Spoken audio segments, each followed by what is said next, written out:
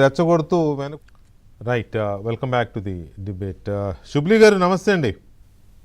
నమస్తే వికే గారు.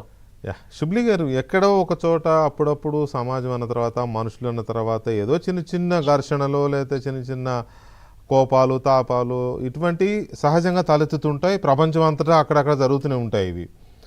అప్పుడు ఏదో చిన్న గొడవ పడతారు, లేకపోతే ఎవరో పెద్ద మీలాంటి పెద్దలు లేకపోతే ఇంకెవరో వెళ్తారు, సర్ది చెప్తారు, మళ్ళీ ఎటు వాళ్ళు వాడు మళ్ళీ మామూలు రొటీన్లో కలిసిపోతారు. కానీ ఇది ఒక కాన్స్పిరసీ, ఒక కుట్ర ప్రకారం సమాజంలో ఒక అన్రెస్ట్ క్రియేట్ చేయడం కోసం వర్గాలను రెచ్చగొట్టడం, మతాలను రెచ్చగొట్టడం, కులాలను రెచ్చగొట్టడం, ఇది ఏ రకమైన ఇదండి? ఇది ఏపీలోనే ఎందుకు ఇట్లా తయారైంది ఇది పరిస్థితి? వికే గారు, తమరికి అదే విధంగా ప్యానెల్ లో ఉన్నటువంటి నా సోదరులందరికీ, సోదరిమణి అందరికి కూడా నమస్కారం అండి. నమస్కారం.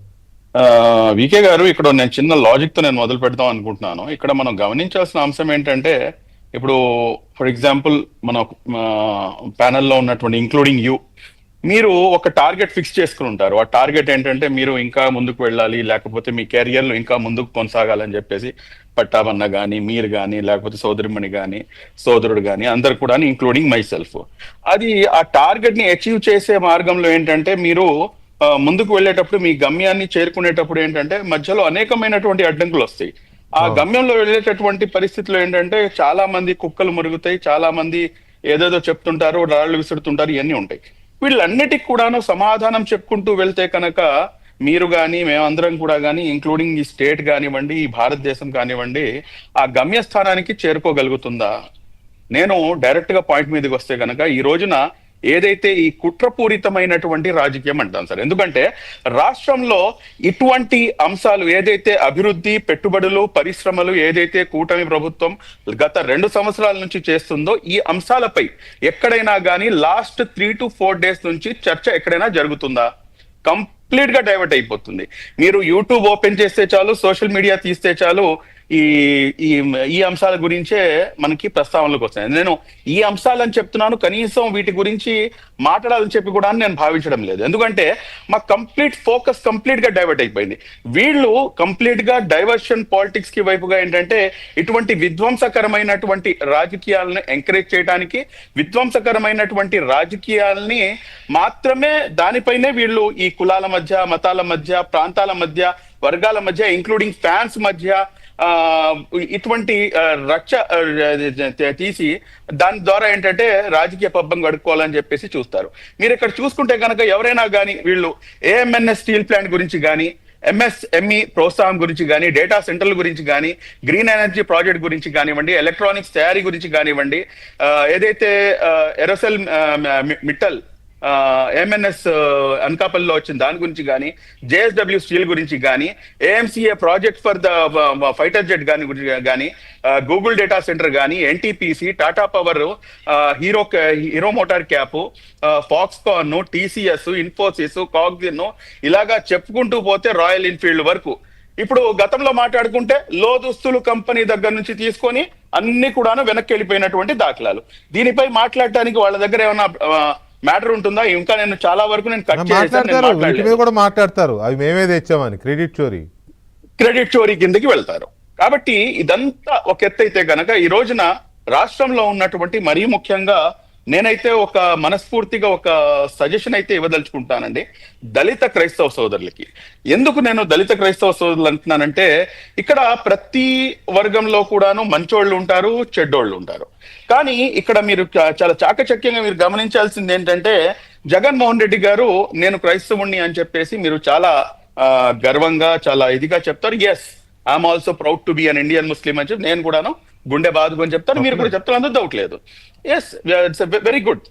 అట్ ద సేమ్ టైం ఇదే మాట మా గౌరవ ఉప ముఖ్యమంత్రి గారు నేను సనాతని అని చెప్పుకుంటే దాంట్లో వచ్చిన ఇబ్బంది ఏంటి? ఆయన సనాతన ధర్మాన్ని పాటిస్తున్నాడు, ఆ ధర్మాన్ని పరిరక్షించుకోవడం ఆయన యొక్క బాధ్యత.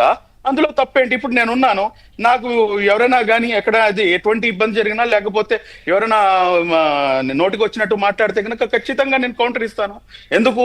నేను ఎంత ఏంటో రాజకీయాల్లో ఉన్నా కానీ ఏదైతే నా సమాజం ఉందో ఆ సమాజంపై ఎవరైనా కానీ నోరు వేసుకుని పారేసుకున్నా కానీ లేకపోతే ఏమైనా చెప్పినా కానీ దానిపై మాట్లాడతాను. ఇప్పుడు ఈ వ్యక్తి ఎవరినైతే మీరు యుఏపిఏ చట్టం కిందకి అరెస్ట్ చేశారో అతను మాట్లాడినటువంటి మాటలు నిజంగా అసలు ఏ రకంగా దాన్ని ఎవరైనా కానీ కడుపుకు అన్నం తినేవారు ఎవరైనా కానీ దాన్ని ప్రోత్సహించగలరా?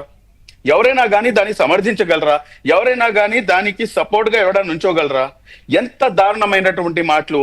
ఇటువంటి మాటలు సమాజంలో ఎవరో ఒక్కడు తప్పు చేయాలి, ఆ తప్పు చేసే విధంగా వైసీపీ అని చెప్పడం కన్నాను యూటర్న్ పార్టీ అని చెప్పడం కరెక్ట్ అండి.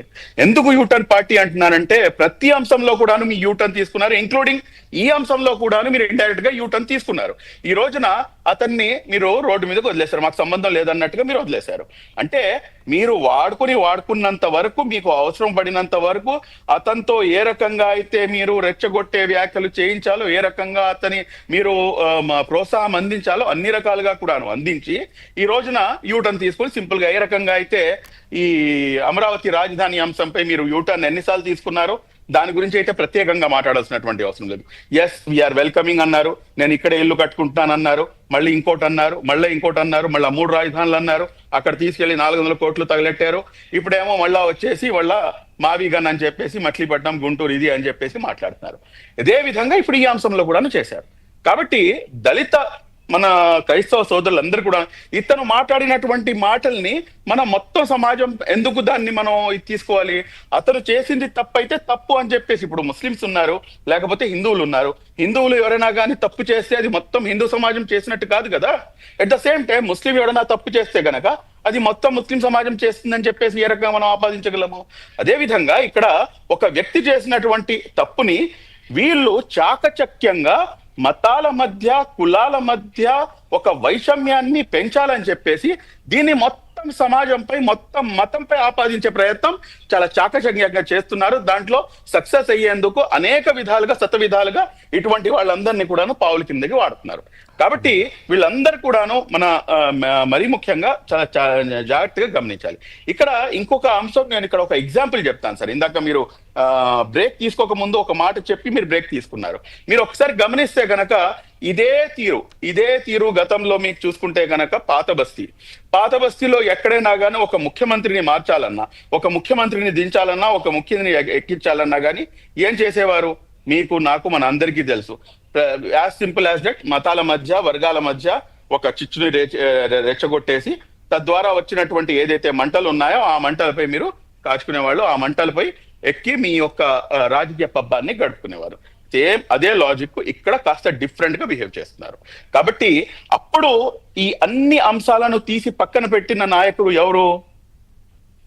మా గౌరవ ప్రియతమ ముఖ్యమంత్రి వారిలో నారా చంద్రబాబు నాయుడు గారు. ఆ టైంలో కూడా అక్కడ ఈ రోజున హైదరాబాద్ లో ప్రశాంతత, లేకపోతే హైదరాబాద్ లో కంప్లీట్ గా లా అండ్ ఆర్డర్ కంట్రోల్లోకి వచ్చిందంటే నిజంగా చెప్పాలంటే అది ఎన్టీఆర్ గారికి దగ్గర నుంచి అది చంద్రబాబు నాయుడు గారు దాన్ని ఫాలో చేసి వచ్చారు. అక్కడి నుంచి ప్రతి ఒక్కరు కూడాను దాన్ని ఫాలో చేశారు. మన హైదరాబాద్ లో ఉన్నటువంటి కొంతమంది షేర్వాణి పరేషాన్లకు కూడాను అదే పరేషాని. కొంతమంది మాట్లాడుతుంటారు, పేరు తీసుకోవడం అప్రస్తుతం అనుకోండి, బట్ ఆ టైంలోనే ఆయనకు కూడాను వీపు విమానం మోత మోగింది కాబట్టి ఆయన మాట్లాడితే మాకు ఏమంటారు మా నాయకుల గురించి మాట్లాడుతుంటాడు ఆయన. కాబట్టి అటువంటి వాళ్ళు ఆ రోజు నుంచి అందరు కూడాను కంట్రోల్లోకి వచ్చేసారు. కాబట్టి ఈ రోజున అక్కడ హైదరాబాద్ ఆ విధంగా అభివృద్ధి చెందుతుంది. కాబట్టి ఈ రోజున ఆ చరిత్రని కూడాను ఈ రోజున యువకుల ముందు పెట్టాల్సినటువంటి అవసరం ఉంది. చాలా జాగ్రత్తగా అసలు మనం ఇటువంటి డైవర్షన్ పాలిటిక్స్ లో పడకుండా ప్రతిరోజు కూడాను అసలు జరుగుతుంది ఏంటి, రాష్ట్రంలో ఎంత అభివృద్ధి, ఇదంతా ఒక ఎత్తు అయితే కనుక లాస్ట్ ఐ థింక్ 4-5 డేస్ నుంచి మన యువ నాయకులు నారా లోకేష్ గారు విదేశాల పర్యటనలో ఉన్నాడు. ఆయన అసలు ఏం జరుగుతుంది, ఎక్కడ ఏ ఒక్క దీంట్లో కూడా అది కనిపించట్లేదు.